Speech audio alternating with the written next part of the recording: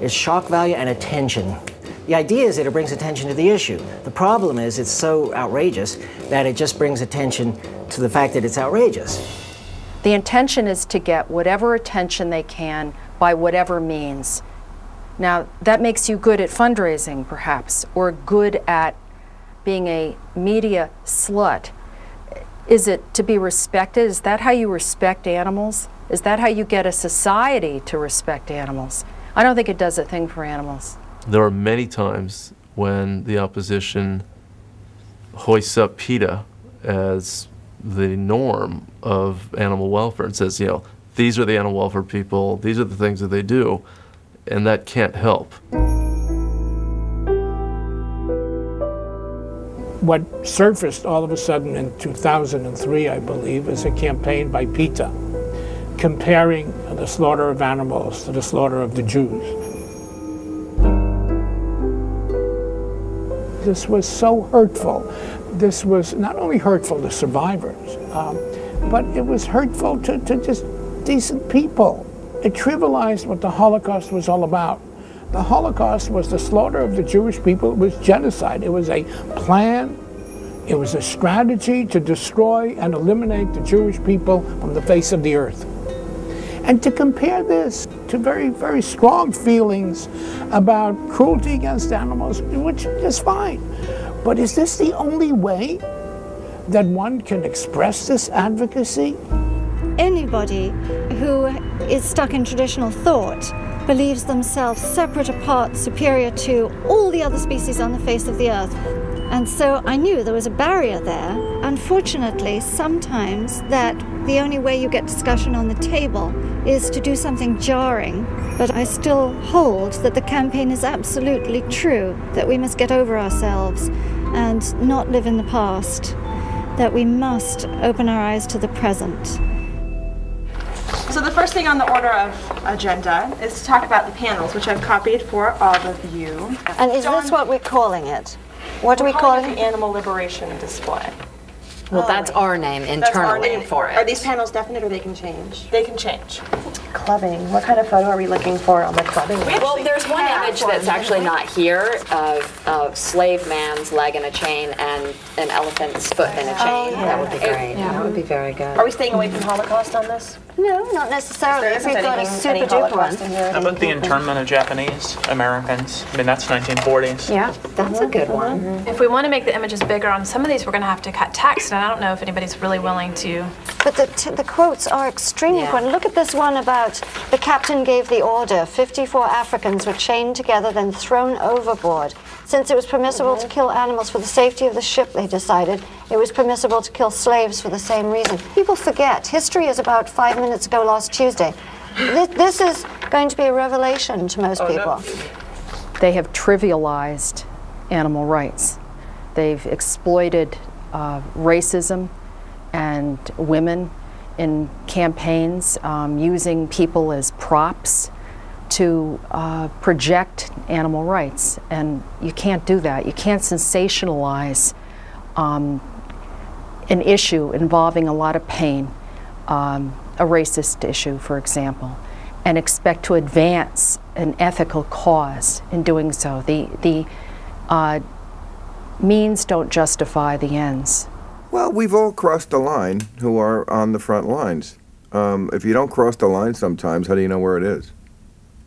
So it's not the worst sin in the world to cross the line. To me, a much worse sin is to never even approach the line. The nation's capital woke up this morning to front-page stories in the Washington Post and New York Times that the FBI has been conducting surveillance of mainstream protest groups concerned about animal rights and the environment. The FBI says it is merely trying to find information about violent extremists who have caused property damage. But the story has ignited a huge debate about how far our government should go. Today, FBI documents first given to the New York Times and Washington Post and now on the American Civil Liberties Union website show PETA is under FBI investigation. The documents offer no proof the group is a subversive threat or has been involved in any illegal activities, but the files show federal agents have been tracking PETA for years. Agents wrote, PETA is suspected of providing material support and resources to known domestic terrorist organizations such as the Animal Liberation Front, I think certainly the FBI should know the difference between a terrorist and somebody handing out a vegetarian starter kit or somebody protesting naked in a cage on a sidewalk.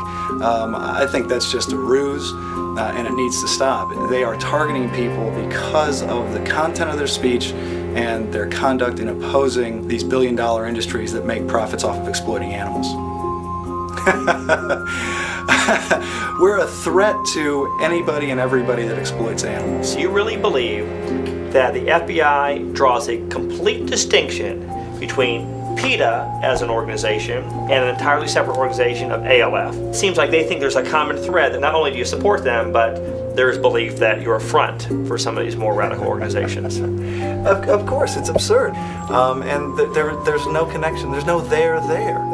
Like I said, you know, we've gone through this for the better part of 2 decades. PETA's gone through 2 IRS audits. The most recent one just concluded in May of 2005, and we've been given a clean bill of health. PETA's an entirely lawful organization, and again, it's just time for this kind of thing to stop. There is no connection, period. Anyone who says they're with the ALF or working for the ALF, they're either stupid or they're lying, because everything the ALF does, by definition, is illegal.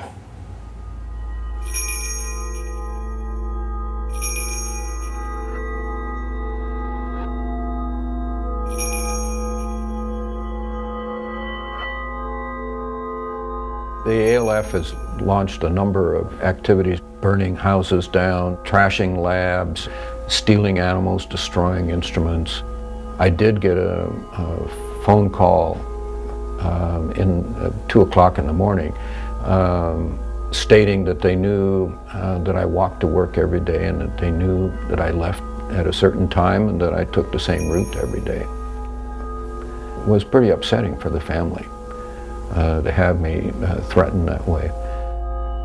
The ALF broke into the University of Pennsylvania, and within hours, the videotape was in the hands of PETA. So there's some close networking there, evidently. Ingrid Newkirk was implicated in various ALF activities. She was never convicted, but she was a person of interest. Ingrid has gone on record saying she does not condemn the actions of the ALF, and if she had more guts, she would light a match herself. If they aren't involved in the activities, they sure are very vocal cheerleaders. I really applaud the Animal Liberation Front every time it has gone into a laboratory and brought animals out. I would to this day cheer if anybody destroyed some place in which animals were being hurt and tormented. Well, what the FBI always said was PETA by day, ALF by night.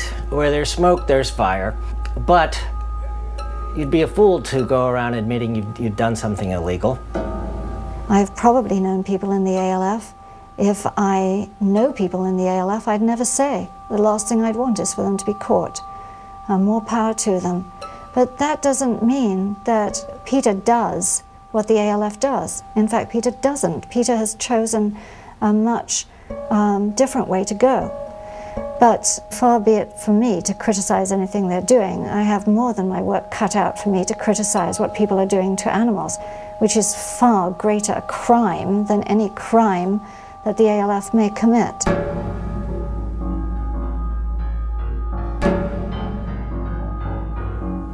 We can never win these battles by harassing an individual or threatening harm. Never. That retards our progress. It's tactically idiotic because it hands a strategic opportunity to our opponents. We're demanding ethical consistency in the way that people live their lives, and then if we're not pursuing that in our own tactics, how does that get reconciled? Once you move into the domain of intimidation or illegal conduct beyond civil disobedience, you're going into a dangerous pile of quicksand. But PETA says it doesn't do that, and no, I understand. Yeah. I understand. It's just, but they don't condemn. They don't condemn that. Yeah, and they should.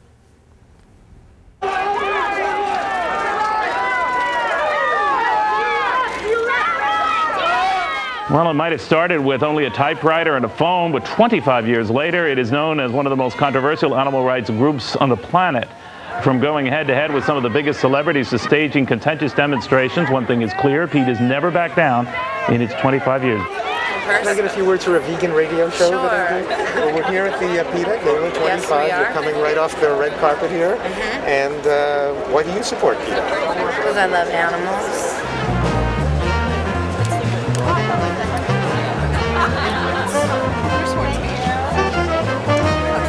You're in the middle. Am I? Which one are you? A thorn among the roses. Bruce is very, very excited. Your KFC video is just the #1 watched video. They just met on the other side over there. Oh, good.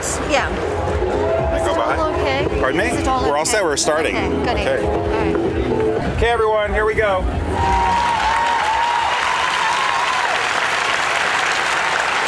When I was asked to co-host this evening, I said yes under one condition, that I be allowed to say a few words about a remarkable woman I've come to know and admire. Because let's face it, without Ingrid, none of us would be here this evening.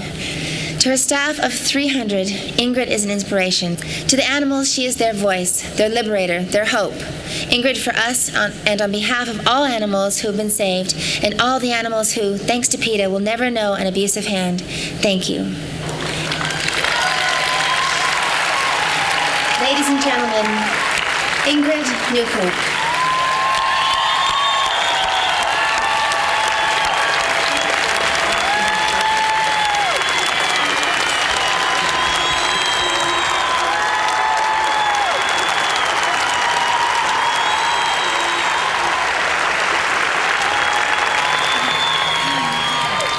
Thank you very much. That was most unexpected, and as I will say, it is undeserved because I could do nothing without all of you, and that's the God's honest truth. For animals in laboratories and slaughterhouses, every day is a tragedy. They have nothing but their skins and their lives. And yet there are people who want to take even those from them. PETA's job is to be their fearless defender. And because so many of you care, we can be that. But it's still a pittance. One day we will all have to look back on our lives and take account of what we've done. I ask you to join me in taking a vow tonight that you will join us at PETA in doing more than you have ever done before, just to bring animals a little joy and to move heaven and earth to stop their suffering. Thank you so much. Good night.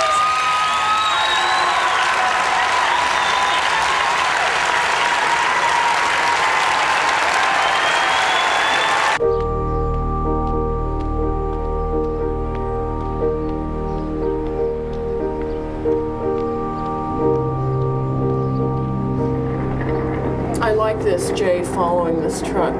Those animals are just crammed so tightly in those cages.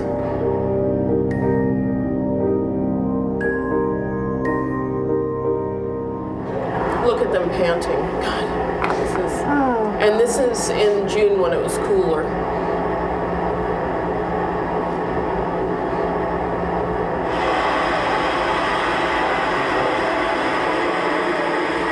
What are we seeing now? And these workers, just the floor covered with their feathers and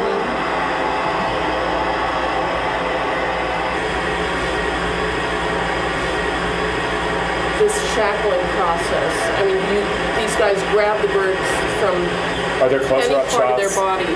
Because we There's really some can't see what video he's that doing we there haven't clearly. even watched. Yeah. This is a contest to see who can throw these birds, slam them into these things. Both investigators saw innumerable broken legs in the crate. he's throwing them. Look, he's throwing them. He's not even hooking them. He's just throwing them. That was a turkey hitting that cement wall. Yeah, look at this. He's sitting on that turkey. The turkey that the guy threw down. Wow. That turkey is still alive. Yeah, you can see him. See him kicking? So She was using the turkey as a stool. Sorry to Jay since he splashed it. Yeah.